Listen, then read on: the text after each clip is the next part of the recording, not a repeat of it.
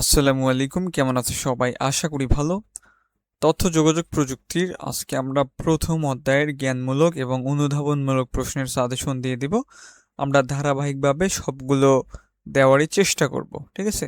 তো আমরা প্রথম অধ্যায় থেকে দেখে নেই যে কোনগুলো দেওয়া হয়েছে, আর এগুলা উত্তর সহই দেওয়া হয়েছে।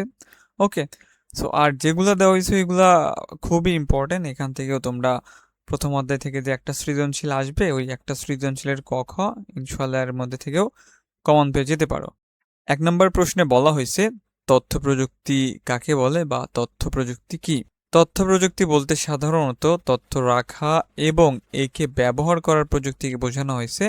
একে ইনফরমেশন টেকনোলজি নামে অভিহিত করা হয়। 2 নম্বরে বলা হয়েছে বিশ্বগ্রাম কাকে বলে বা বিশ্বগ্রাম কি? বিশ্বগ্রাম হচ্ছে এমন একটি পরিবেশ যেখানে পৃথিবীর সকল মানুষই একটি একক সমাজে বসবাস করে এবং একে অপরকে সেবাদান করে থাকে।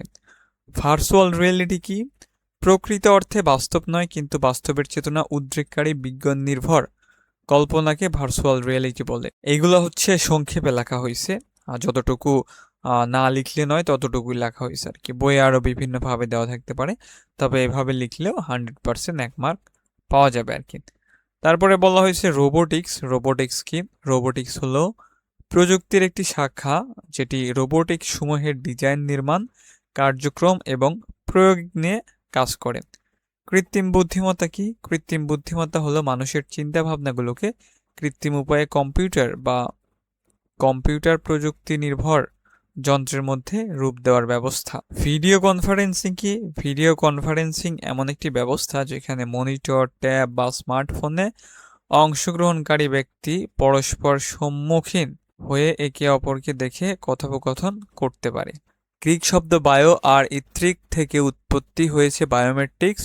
বায়োমেট্রিক্স এমন একটি প্রযুক্তি যেখানে কোনো ব্যক্তির দেহের গঠন, আচরণগত বৈশিষ্ট্যের উপর ভিত্তি করে তাকে অদ্বিতীয়ভাবে শনাক্ত করা যায়, তাকে বায়োমেট্রিক্স বলে। ক্রায়োসার্জারি কি? ক্রায়োসার্জারি হলো এমন একটি চিকিৎসা পদ্ধতি যার মাধ্যমে অত্যন্ত নিম্ন তাপমাত্রায় শরীরের অস্বাভাবিক বা রোগাক্রান্ত কোষগুলোকে ধ্বংস করে দেয়। ই কমার্স কি?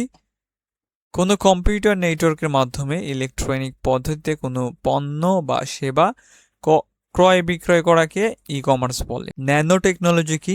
ন্যানো প্রযুক্তি হলো পারমাণবিক বা আণবিক স্কেলের অতি ক্ষুদ্র ডিভাইস তৈরি করার জন্য ধাতব বা বস্তুকে সুনিপুণভাবে কাজে লাগানোর বিজ্ঞান। জেনেটিক ইঞ্জিনিয়ারিং কোনো জীব থেকে একটি নির্দিষ্ট জিন বহনকারী ডিএনএ খণ্ড পৃথক করে ভিন্ন একটি জীবে স্থানান্তরের কৌশলকে জেনেটিক ইঞ্জিনিয়ারিং বলে। ইমেল কি? ইলেকট্রনিক মেইলকে সংক্ষেপে ইমেইল বলে। এটি তথ্য যোগাযোগ প্রযুক্তি নির্ভর এক ধরনের উন্নত এবং দ্রুত ডিজাইন ডাক ব্যবস্থা।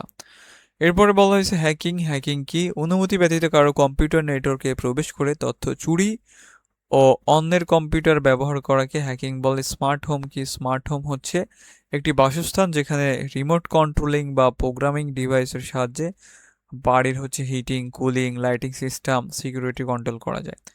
আউটসোর্সিং কি? পৃথিবীর বিভিন্ন দেশে তাদের কাজগুলোকে ইন্টারনেট নির্ভর ব্যবস্থার মাধ্যমে অন্যান্য দেশের লোকজন দিয়ে করিয়ে নিচ্ছে, এই ধরনের কাজকে আউটসোর্সিং বলে। তো এইগুলো মানে বেসিক বিষয়, সবারই জানা। যারা একবার বই রিডিং পড়েছে এমনিতেই পারা যাবে, এইগুলাতে বুঝানোর ওইভাবে কিছুই নাই। আউটসোর্সিং কি?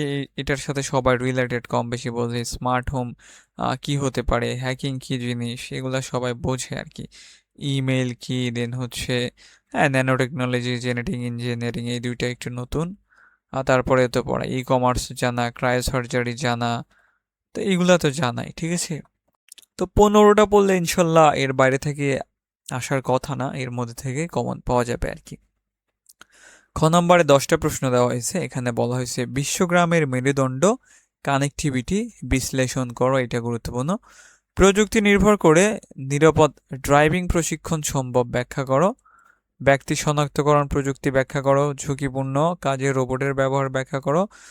যন্ত্র সক্রিয়ভাবে কাজ করে ব্যাখ্যা করো। দেন 6 নম্বরে দেওয়া হয়েছে প্লাজারিজম বলতে কি বোঝায়। কৃত্রিম বুদ্ধিমত্তা ব্যাখ্যা করো। কৃত্রিম বুদ্ধিমত্তা এক ধরনের এক্সপার্ট সিস্টেম ব্যাখ্যা করো, ন্যানো টেকনোলজি ব্যাখ্যা করো, নিম্ন তাপমাত্রায় চিকিৎসা পদ্ধতি ব্যাখ্যা করো। তো এই 10টা বললে ইনশাল্লাহ ক্ষয়ের জন্য হয়ে যাবে, এখান থেকে কমন পাওয়া যাবে। তো আমরা হচ্ছে পরবর্তী ভিডিওতে দ্বিতীয়,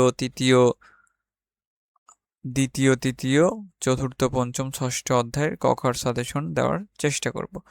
আর তোমরা হচ্ছে এমসিকিউ গুলা ভালোভাবে পড়বা, আর লিখিতর জন্য ক খটা একটু বেশি গুরুত্ব সহকারে পড়তে হবে, কারণ ক খ যদি না হয় সৃজনশীল ওইভাবে মার্ক দিতে যায় না। এই জন্য ক খ অনেক গুরুত্বপূর্ণ বলা যায়। আর প্রত্যেকটা অধ্যায় থেকে 3, 4, 5টা প্রশ্নের গ ঘ পড়ে নিলে ভালো ধারণা চলে আসবে, তখন হচ্ছে এমনিতেই ওসব পড়া যাবে। আর তোমাদের উচিত হবে বোর্ড বইটা ভালোভাবে পড়ার, এখন তো আর অত সময় নাই, আগে তো পড়ছো, এখন হচ্ছে বোর্ড প্রশ্ন রিভিশন দাও, আর পাশাপাশি হচ্ছে বেশি বেশি এমসিকিউ পড়ো। এমসিকিউ কিন্তু অনেক ফেল যায় আর কি, লিখিত থেকে এমসিকিউ বেশি ফেল যায়, তো এই জন্য এমসিকিউ খুবই গুরুত্বপূর্ণ। ঠিক আছে, আর পরবর্তী অধ্যায়গুলোর আমি ভিডিও দিয়ে দিবনি। সবাই ভালো থাকো, সুস্থ থাকো, আল্লাহ হাফেজ।